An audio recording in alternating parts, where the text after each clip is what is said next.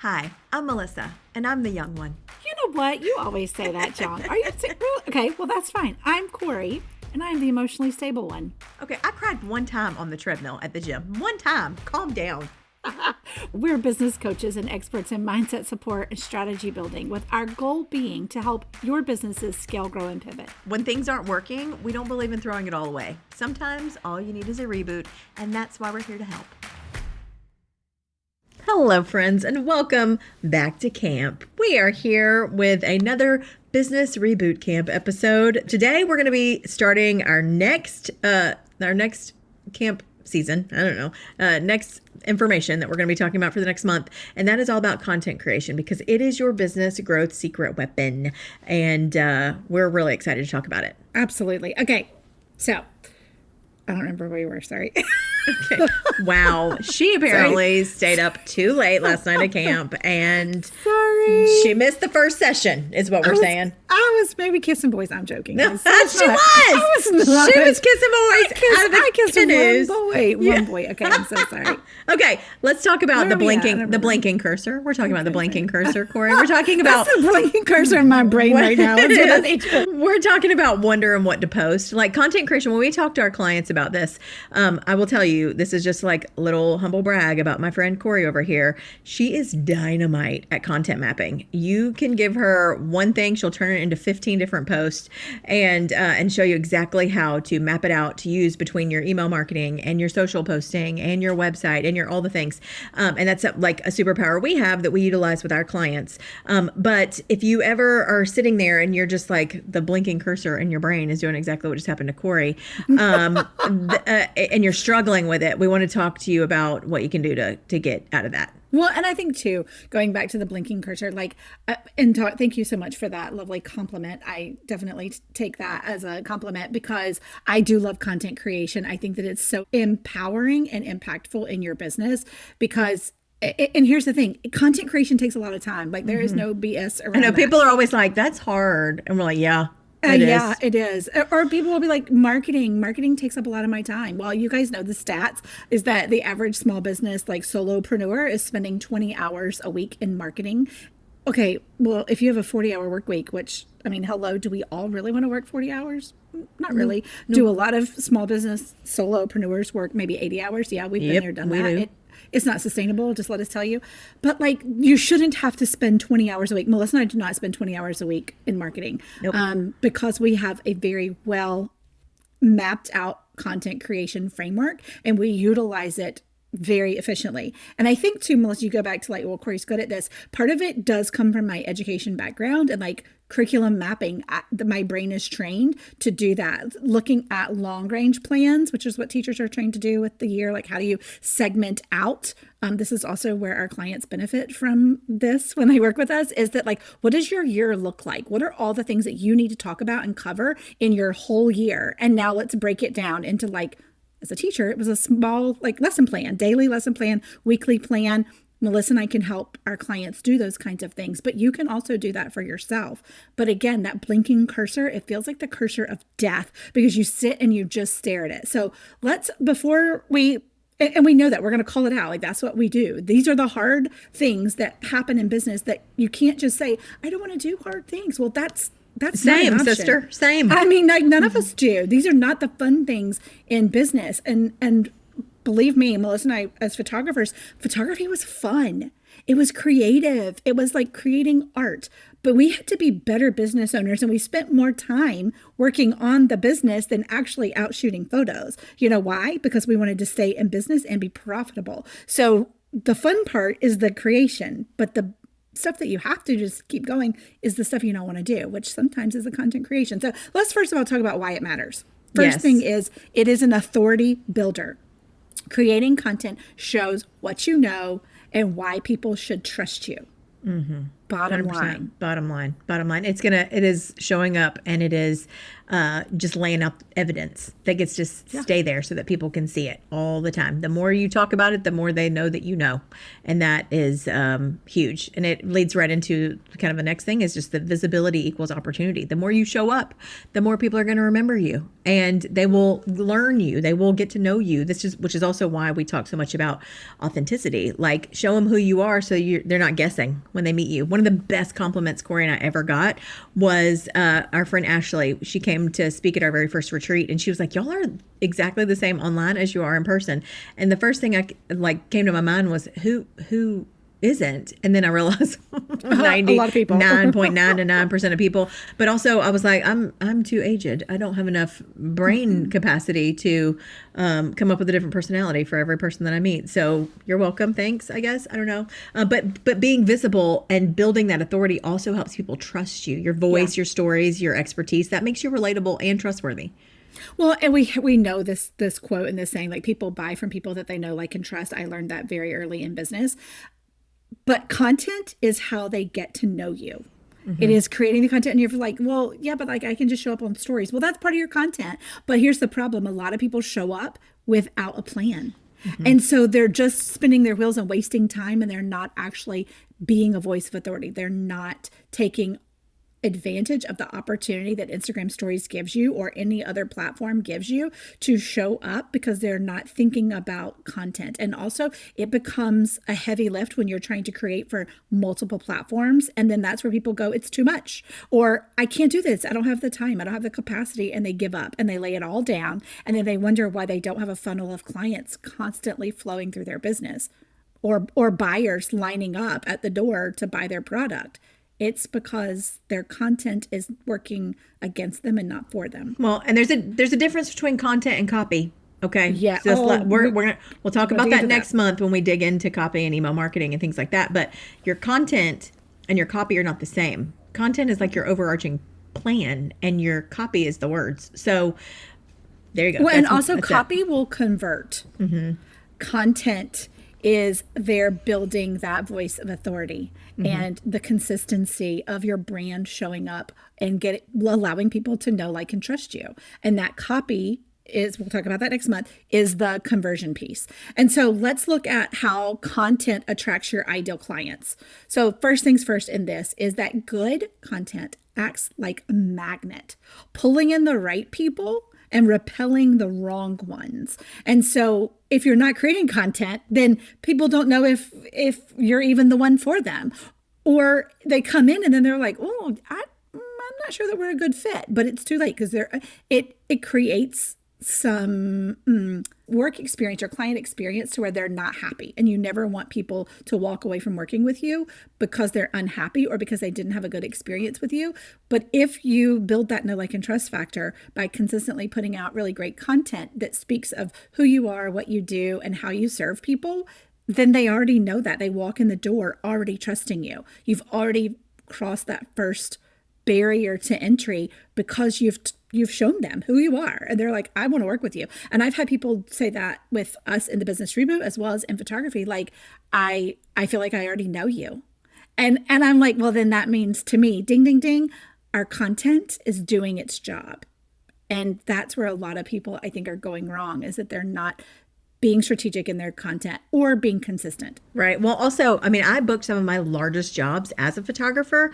I made 20 grand off of one photo shoot that I did for a large international company based on the content that they saw. They knew that I knew my area, and they needed somebody that knew the area for this shoot. One, I answered the phone, so they'll let that be your hot tip. Yes. But two, I knew the area. I knew, and I showed that I knew it because I posted what I wanted people to pay for when I was showing up and putting content online, whether it was my website or social media was barely existent then. It was more a blog than anything else.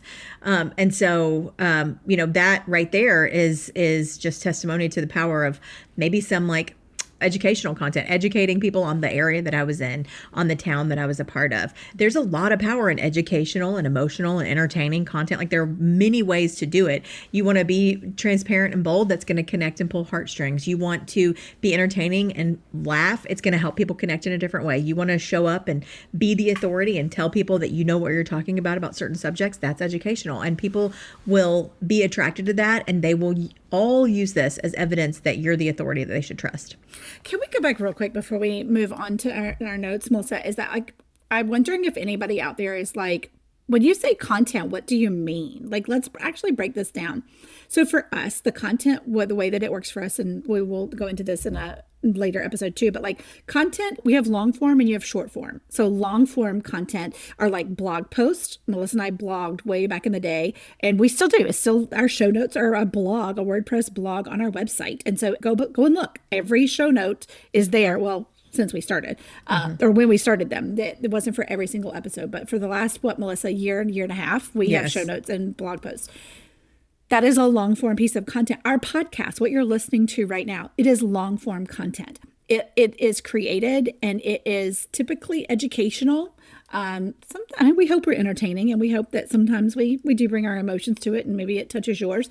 But for the most part, this is educational. So then you're looking at short form content. Short form content could be Instagram, Facebook, LinkedIn. There are a variety of platforms, and it just depends on where your people are as to where you should be showing up and connecting. And we've even worked with clients that they're like, I'm spinning my wheels over here on Instagram whenever I can post something on Facebook and like hundreds of people are seeing it, liking it, and like consuming what I post. And we're like, well, why are you not sticking to Facebook? If that's where all of your ideal people are, then why are you over here song and dancing it when that's not actually where they are? So those are really key pieces to look at when you're creating content. And even some of our stuff now that we've done for PR work, like that becomes another piece of our content map or content creation, because we are creating for publications. And so we are taking some of the things that we've taught on, some of the things that we are experts at, and we are writing articles and being interviewed. And that is another piece of content to go in these national publications and online platforms. Again, we are working on building our authority and our voice and our brand recognition on a larger scale. And so that's when we talk about content creation, that's what we're talking about. Right. And this is key. This is key. When you're creating that content, you want to show what you want to sell. And you want to do that consistently. You want to do it constantly. You want to do it over and over and over and over again until people believe that you are the authority in the thing that you're wanting to sell. We had a client who, we adore her, but she had there's no but, and she had a service that she offered that could break down into multiple different ways. When she decided she wanted to transition from one area within the service to another area, we were like, then let's shift our content and focus on the thing that you want people to actually buy from you. And the minute that she did and got really consistent with it, it started attracting those particular clients. And next thing you know, her roster was full of people that she could serve in this capacity. And it's just proof that consistency and showing what you want people to buy is going to be the thing that leads them to you. You want to know why you're not booking, I don't know why. I'll just use photography as an example again, because it's something that we know really well. You want to know why you're not booking any baby portraits? It's because you're not showing any baby portraits. You're too busy shooting seniors and showing seniors over and over and over again. Why are you not booking any weddings? Because people are only seeing seniors.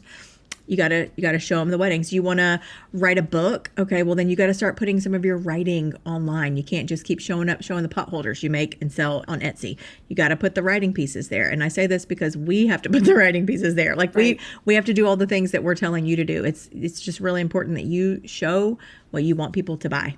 Well, and go back to that client example you were giving earlier, Melissa. Like we helped her completely revamp the copy for her website. Mm-hmm. We literally changed the pages. Like we hid an entire page and changed the offers that were forward facing. It didn't mean that she didn't still entertain the other offers. It just meant she was pivoting away from them. So we were like, stop showing them. They're coming in the door, whether regardless. You are marketing it or not. They're still coming in. We still individually make thousands of dollars a year doing things that we don't talk about ever.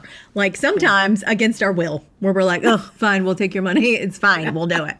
Do you know what I'm saying? Like those offers are still, that you can still pursue them. You're just not showing them.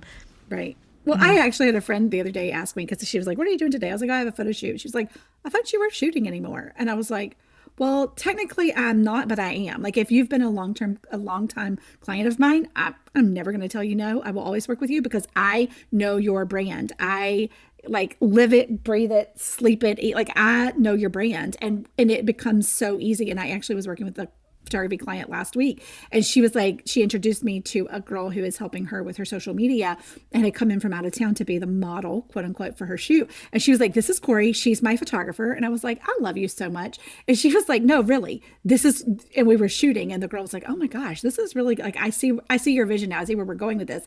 And she was like, this is why Corey is my photographer and will always be my photographer. For those clients, I will always shoot. Also, like if somebody inquires and they're going to want to do a big brand shoot, chances are I'm not going to turn it down right now. So it's anyway, long story short, going back to this, showing what you want to consistently sell this client, let the other offers go into the background and really focus on this one thing. And now, I mean, like she's booking big packages with this primary service, but we helped her change the copy. Because you had to write it. It was a different client that she was marketing to. So you had to write it very differently. You had to be more educational. You had to be very specific because you were attracting a very specific client. And it wasn't as much of a heartstring emotional tie. And so the marketing, the language, the verbiage, the visuals, everything had to be shifted. And so with a few tweaks and a redesign of that website, chef's kiss, it was amazing. Yeah, and heads up, you don't need to go viral to be valuable. Mm-hmm. Heads up, just like swallow that down with your camp corn dogs. I don't know. I'm trying to think something at camp. But viral is not a metric that we shoot for. So don't worry about it. And then thinking about the content creation part, let's just like rapid speed fire a couple of these what's, right? The crushing perfectionism and overcoming content fears. This is something that we see a lot, and how to kind of get past that. Okay, we're gonna first dip into like talking about the myth of the perfect post. Like there is no perfect post. I'm looking at Corey and saying this so intently in her eyes, like she believes it. She's like, yeah, I got it. I helped write this, ma'am. Why are you telling me? But there is no such thing as a perfect post. And if you, when I was a photographer, I always used to laugh because I would be like, I'm going to go through all of these images and I'm going to pick my favorite one. This one right here. This looks like it belongs in an art gallery. It would be the picture that my legacy just like lives in. This is it. This is the one picture. And it would never be the picture the couple picked. The picture the couple picked, like their eyes are half closed, they're laughing, they're squinting, maybe like there's like a naked kid running around the background. I don't know. It is nothing close to what I would have said. This is the epitome of art to me. And so really like perfect just is the eye of the beholder. So work that out and just get the ish done. Well, and when you just said that done is better than perfect, that's what I was going to end that thought on. Done is better than perfect. Guys, you cannot spend so much time curating and crafting a perfect post because guess what? And the funny thing is that when you do, that'll be the one that nobody sees. But then you'll do another one that was just like, oh my gosh, just let me get this out there. And then 5,000 people will like it, comment on it, and share it. And you're like, well, that's not the one that I wanted to like that. That was not the one. That's not the one. Stop. That's not the one. Stop trying to worry about perfect. Done is better than perfect. Just get stuff out there. Also, we want to encourage you to talk to one person and start small. Like start with one platform, whatever platform it is, and start with one topic. If you are like, I don't even know how to show up. I showed up twice in the last month and I don't even know where to come back from. Nobody needs to know that you took a sabbatical. Nobody needs to know that you went on. It doesn't matter. Just start showing up again. Start from square one, start all over. Pick the platform that you want to work on. We as business coaches and educators are going to encourage you to at least have one long form and one short form platform. Because your long form content, if you're going to pour your heart and soul out into it, it needs to be on that long form to where it's a blog post or an email newsletter or a podcast that you are in charge of that platform. It is yours. You own it. It belongs to you because nobody can shut it down. That's right. And then that's the thing that we teach. We'll talk about this later, but this is something that we teach our clients and work with people on is then how do you take that and create your short form content? But just start small. Talk to one person. Yeah. And then, just reframe your fears. people are already looking for somebody like you. So just go meet those particular people, and don't be afraid to share your own messy beginnings if applicable. Like, we have been very transparent to tell people where we have failed, where we have succeeded, where we failed again, where we failed some more, 2022, I'm gonna let you know, was fantastic. We made a baduki of money. 2023, we thought we were about to leave making $5. We thought that's what we thought. And then 2024 was gangbusters because we finally figured out what it was that people wanted and needed from us, and we met them where they were. So do that. Now here's the deal.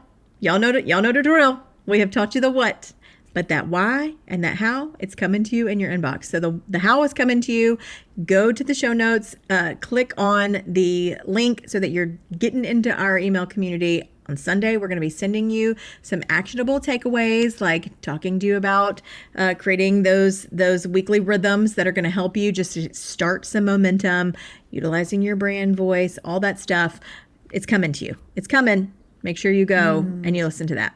Absolutely. Okay. So also don't forget to send us your camp confessionals, because we are doing one episode every single month during this series. And last month, y'all sent in some hilarious stuff and we shared it on the podcast. And if it's about content creation, please, because we can't wait to see what misspellings and things triggered people this time. What mishaps happened is what we want. So anyway, we are sharing them anonymously. We would never say who you are or I will. What you do. I will tell them. No, she's not. No, she's not. I will beat her up. No, we're not. So anyway, I will lock her in the camp cabin and throw away the key. She cannot have this. So anyway, send us your camp confessionals, things that have happened to you in the content creation realm, or questions. Send us questions. Send us things that you're like, I don't know. I need to know these things. But you can send it to us. Email us at thebusinessreboot@gmail.com, or you can also just hit us up in the DMs and we'll do it there. But anyway, please know that if your brand isn't reflecting the powerhouse that you are, we can help you. You can book a 1-day intensive with us and we can help you refresh your brand, look at the copy, look at the content that you're mapping out, even the visuals that you're using. But make sure that your messaging is aligned and magnetic. That's the key right there. Make sure that it's magnetic. So anyway, we are here to help in all forms and fashions. And we want to thank you from the bottom of our heart for joining us this week. Don't forget to connect with us on Instagram at Business Reboot, or visit our website at thebusinessreboot.com. And we will be back next week with another episode of the Business Reboot Podcast.